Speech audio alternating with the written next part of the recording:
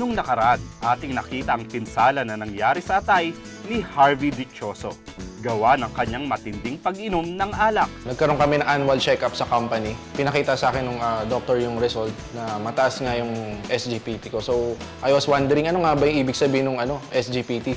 Yung SGPT pala is yung size ng liver. Natakot ako, of course. It can lead to liver cancer and cirrhosis. Alam ni Harvey na malaking pagbabago ang dapat niyang gawin kung nais pa niyang gumaling ang kanyang atay. Nag-decide akong magbago ng lifestyle ko. I changed my diet.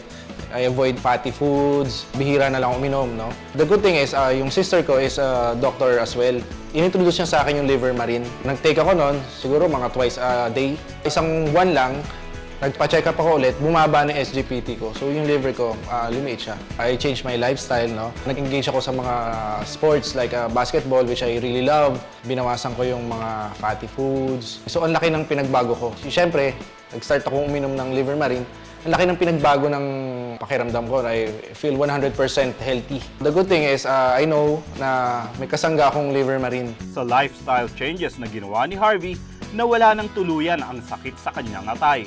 Masigla siya ngayon at malaking bagay ang nagawa ng kanyang pagbabago sa buhay at ang pag-inom ng liver marine. Habang buhay ako magpapasalamat kay liver marine. Kung hindi dahil sa kanya, siguro ngayon may sakit na ako. So dapat kayo rin uminom ng liver marine dahil subuko na to.